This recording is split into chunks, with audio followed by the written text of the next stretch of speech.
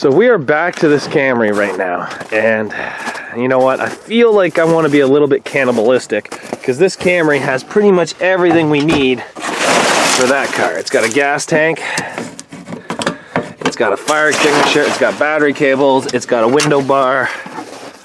Just have to get into this hood somehow. It's got this ratchet strap.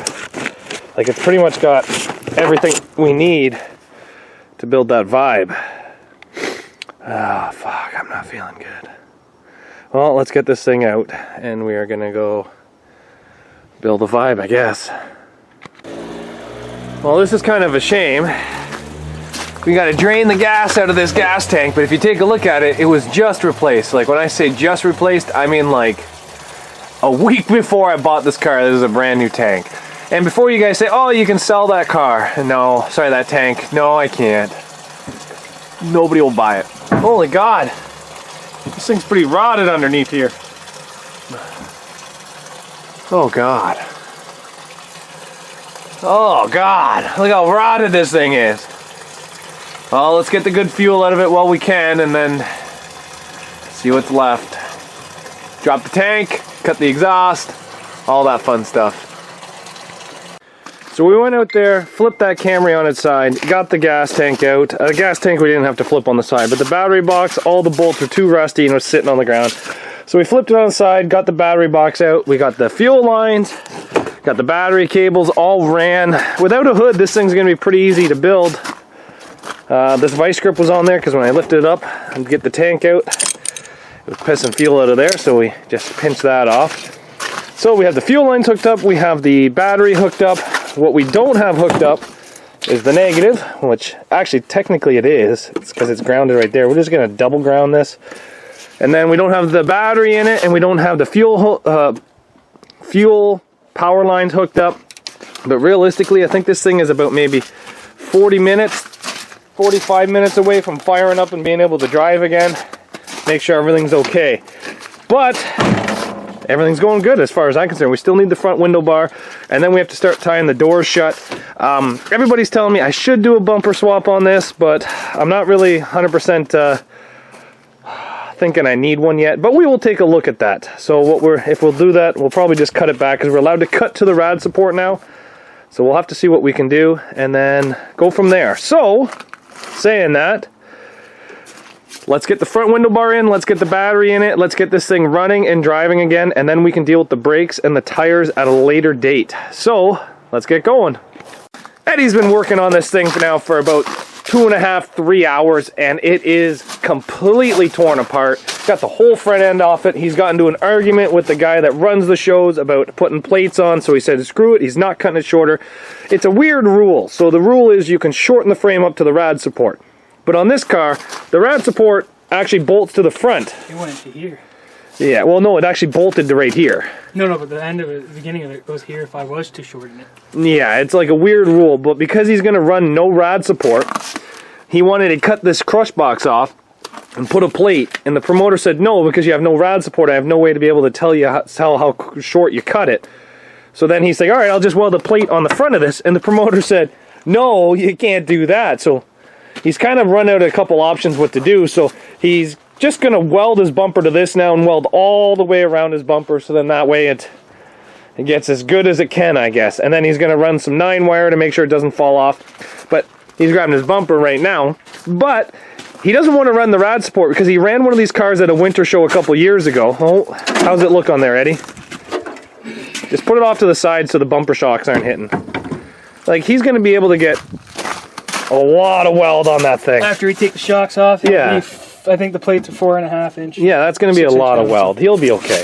So the reason why he doesn't want to run a rad support is because he ran one of these cars 2 or 3 years ago? Last year's Winter Derby. No, I think it was 3 years ago. Last year's Winter Derby. No, because I took the Mini Cooper, right? That was last year, yeah. That was 3 years ago. Or 2 years ago. Sorry, 2 years ago. Yeah, 2 years ago. Anyway, and it caught fire because the radiator got pushed into the exhaust manifold. The fan and the radiator got pushed into the exhaust manifold and caught on fire. And you were almost, like, you were third place when that happened. So he could have won that if it didn't catch on fire. He was doing really good. Third place in an automatic. Yes. So this one here is manual. So he's getting ready to put this bumper on, and he's took out almost all of the interior here. Like, these cars come apart super easily. Any big problems taking the interior apart, Eddie? Not really. Oh, like 8, 10, 12, 14. The only problem he's having is with the airbag. It kind of looks like we have to take out the entire dash. So Eddie's used my favorite tool in the world, a Moret, and we have this one out here. So start up the booster pack, Eddie. It's not going to be that bad. Do I gotta hold the exclamation mark? Yeah, so take, yep. Here we go, randomly. Maybe disconnect one of the terminals. Okay, is it on? Yeah, 2 bars. Now hit the exclamation point until it clicks. Oh, this is suspenseful. There we go. You ready? Just touch it. Don't even have to clip it. Woohoo! Well, that was pretty loud.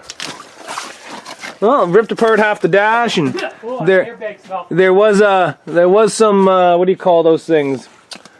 Headlight bulbs on the dash. I don't know where they ended up. They ended in the garbage. No, they were on the dash right when you set it off. Oh, it shattered the window too. Look at the windshield. Well, you just warmed up the car there for a bit. See, my trick is we're gonna leave the heater core in. We're gonna run the lines over like Zach is doing. Yeah. And then this thing's got ass warmers, so I'm gonna be nice and warm. This one's got heated seats? Yes, sir. No way. Yes, sir. Last one did too. Oh, you're so But the only lucky. thing this one has different is I think it's the base model because it had the airbags on the curtain airbags. Curtain airbags, yeah. And the seat airbags. And the seat belts. Yeah, that's what locked up on me and I couldn't turn my neck. Yeah. So this thing still has the gas tank and the factory exhaust on it. So once he gets this thing a little bit more stripped and all the windows out, we'll lift it up with the Walden and pull all those parts out. But there you go. We got the airbag out because, guys, this thing, it looked like you had to take the whole dash out of this thing to pull the airbag. Now we got to cut it. Just cut the airbag out and she's exploded. But Eddie's doing good. He's pretty much halfway done this thing. And then he's brought his gas tank, he's brought his bumper, his battery box, his window bar, everything. So he'll have this thing up here and going in no time. What is it, a month until the Derby? No, 3 weeks. 3 weeks. So hold on. And I'm gone next weekend. Are you? I think so.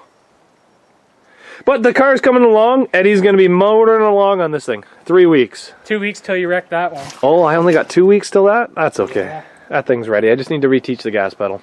Perfect. Let's get going. Corolla? The Camry? No, and straight back when you no, right over here. By the Highlander. Off to the side. Hit it, but I'll try. That's okay. It's okay. Actually, you know what? Just go straight back then. Sounds good. So Eddie here has been working on this thing pretty much all day. It's stripped now. All the glass is out of it. He's going to be driving it back. We're going to be coming back later and working on this thing some more, but see if she starts up after everything that Eddie's done. Will she start, Eddie? Shut your door, just in case. No, let's get a booster pack. Okay, back her up, Eddie.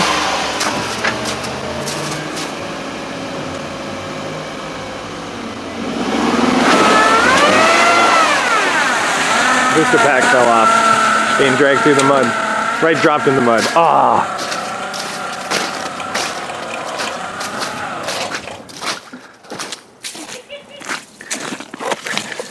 Okay, turn the key off.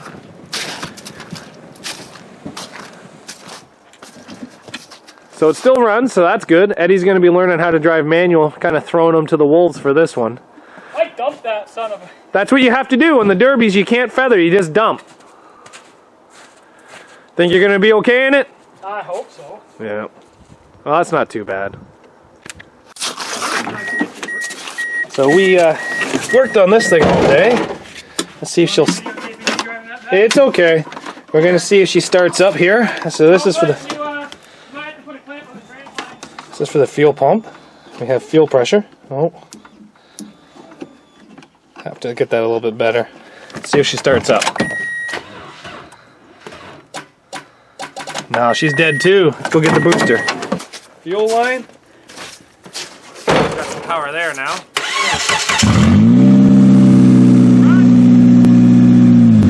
Still ain't got no brake. Deep brake.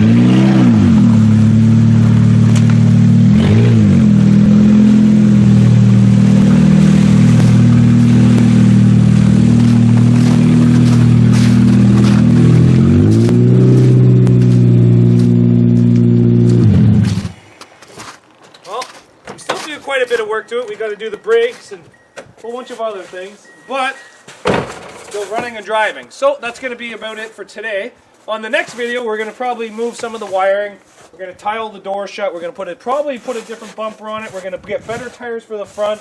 So make sure you guys come back for another video on the Pontiac Vibe. We've never built or derbied one of these before. I know it's a newer Corolla. Just a little bit different of a Toyota that we're running. So thanks for watching, guys. We'll see you back here later on Zach's Workshop.